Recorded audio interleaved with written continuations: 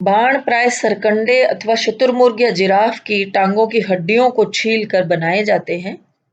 इन बाणों की नोक पर नुकीला पत्थर, हड्डी या लोहा जड़ा होता है। बाण विषैले रस में बुझे होते हैं और इनका एक बाण 60 मीटर दूर खड़े पशु का वध कर सकता है। इनके चाकू पत्थर के बने होते हैं, जो कि 10 से 15 सेंटीमीटर लंबे तथा हड्डियों से बने चाकू लगभग 30 सेंटीमीटर लंबे होते हैं। लंबी जड़ वाली झाड़ी से ये 60 से 100 सेंटीमीटर लंबी छड़ी बनाते हैं, जिसका प्रयोग फेंक कर शिकार करने में किया जाता है। बुशमैन 1.5 से 2 मीटर लंबी बर्छियों का भी प्रयोग करते हैं। सामाजिक संगठन की यदि हम चर्चा करें तो बुशमैन लोगों की सामाजिक व्यवस्था कम विकसित है, साधारण और आदिम प्रकार की है। संसाधनों के अभाव और प्रतिकूल भौतिक दशाओं का सामना करने के लिए ये प्राय अलग अलग दल बनाकर रहते हैं। इनके एक दल में 20 से 100 सदस्य तक होते हैं, जो कई परिवारों से जुड़े होते हैं। प्रत्येक दल का एक छोटा सा अधिकार क्षेत्र होता है, जिसमें प्रत्येक परिवार अपना अलग डेरा या झोपड़ी बनाता है। दल या परिवार का सबसे बुजुर्ग व्यक्ति शिविर की स्थापना के लिए जगह का चुनाव करता है और झोपड़ियों का निर्माण स्त्रियां करती हैं। प्रत्येक दल अपने अधिकार क्षेत्र में ही शिकार करता है। यदि एक क्षेत्र में घायल शिकार दूसरे क्षेत्र में चला जाता है, तो दूसरे क्षेत्र के दल को शिकार का 1/3 भाग देना पड़ता है। मानसिक रूप से ये लोग अधिक विकसित नहीं हैं। ईश्वर और धर्म के विचार से ये लोग वाकिफ नहीं हैं। भूत प्रेतों में विश्वास करने वाले ये लोग आखेट की सफलता के लिए जादू टोने का सहारा लेते हैं।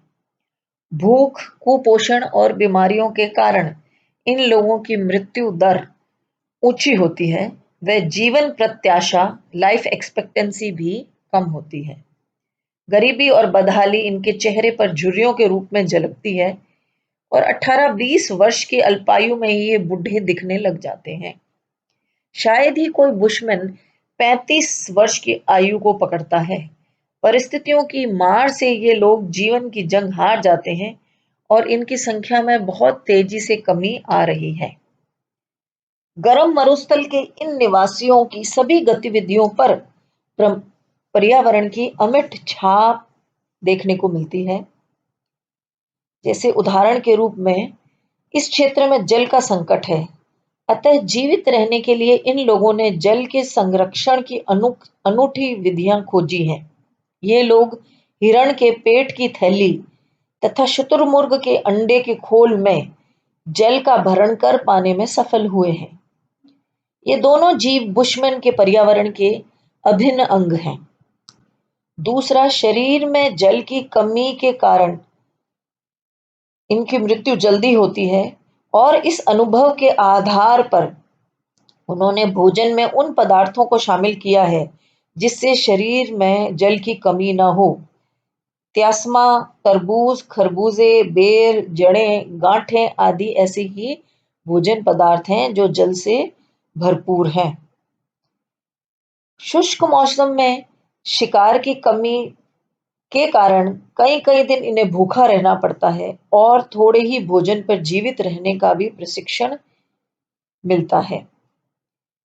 कालाहारी के उष्ण मरुस्थल में कृषि, पशुपालन और वनोत्पादन के अभाव में आखेट ही अस्तित्व का आधार बना है। इन परिस्थितियों ने इन्हें कुशल आखेटक बना दिया है। अचूक निशाना, पशुओं की नकली आवाजें निकालना, धोखे और स्वांग से पक्षियों तक पहुंचना पर्यावरण के साथ इनके अनुकूलता के उदाहरण हैं। जैविक संसाधनों की कमी ने इन्हें वस्तुओं का इष्टतम यानी ऑप्टिमम प्रयोग करना सिखाया है। ये लोग शिकार किए गए पशु के मृत शरीर के प्रत्येक अंग का उपयोग करते हैं, कुछ भी व्यर्थ नहीं जाने देते और जहां तक संभव हो बुशमैन मादा और अल्प वयस्क जंतुओं का शिकार नहीं करते।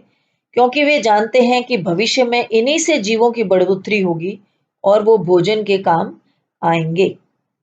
मरुस्थलों में वृक्ष नहीं होते, अतः ये लोग आग जलाने के लिए कम से कम ईंधन का उपयोग करते हैं।